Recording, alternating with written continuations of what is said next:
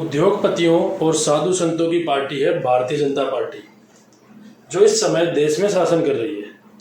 शासन कैसा है, सरकार कैसी चल रही है, इस पर कुछ विशेष कह नहीं सकते, क्योंकि भारतीय जनता पार्टी ने जनता से जो वादे किए थे वह दूर दूर तक नहीं दिखाई दे रहे, और फिर भी 12-13 सालों से वो लगातार शासन करती आ रही है। 12-13 सालों में सरकार के 3 सूत्रीय कार्यक्रम बड़ी जोर शोर से चल रहे हैं। पहला तो है मंदिर मस्जिद, दूसरा हिंदू मुसलमान, और तीसरा है कांग्रेस एक परिवार राहुल गांधी। इन तीनों ही चीजों का शोर सरकार में बहुत जोर शोर से सुनाई देता है। ऐसा लगता है कि भारतीय जनता पार्टी को लंबे समय तक शासन करने के लिए ये 3 सूत्रीय कार्यक्रम वरदान बने हुए हैं। इस समय भारतीय जनता पार्टी एक मिक्स वेजिटेरियन पार्टी बनी हुई है। ऐसा पहले कभी नहीं देखा गया जो आज देखा जा रहा है। भाजपा के वो योद्धा जिन्होंने आरएसएस, विश्व हिंदू परिषद और बजरंग दल बनाया था, आज वो नहीं रहे। अगर वो होते तो इस मौजूदा सरकार के शासन को देखकर उनका सर शर्म से झुक गया होता। स्वर्गीय अटल बिहारी वाजपेयी जी ने भी देश में शासन किया था। उनके शासन में नफरत की भावना नहीं थी, न ही मंदिर मस्जिद और न ही हिंदू मुसलमान जैसी बातें कभी उनके शासन में दिखाई दी। वाजपेयी जी का शासन बहुत ही अच्छा शासन था, जिसका मौजूदा सरकार से तुलना ही नहीं की जा सकती। मौजूदा सरकार ने तो सिर्फ जनता को बेवकूफ बनाया है। ना तो जनता की बेरोजगारी को दूर किया, ना जनता की महंगाई को दूर किया, ना जनता की महिला सुरक्षा की ओर ध्यान दिया। सिर्फ वादे किए और वोट लिए।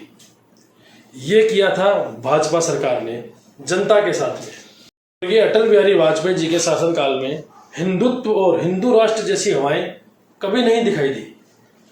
न ही उनके शासनकाल के अंदर कांग्रेस एक परिवार जैसे विषयों पर कभी चर्चा की गई। ये चर्चाएं सिर्फ और सिर्फ मौजूदा सरकार के अंदर ही की जा रही है।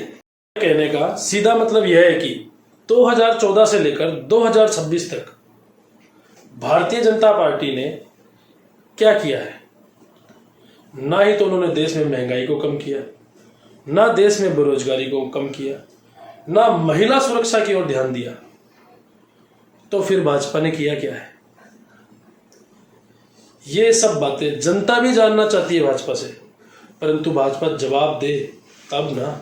मौजूदा भाजपा सरकार का मुख्य मुद्दा राम मंदिर बनवाना था, और मौजूदा सरकार ने राम मंदिर बनवाया भी, और उसी राम मंदिर में 22,000 करोड़ रुपए की चोरी हो गई, और वहीं के कार्यकर्ताओं ने की।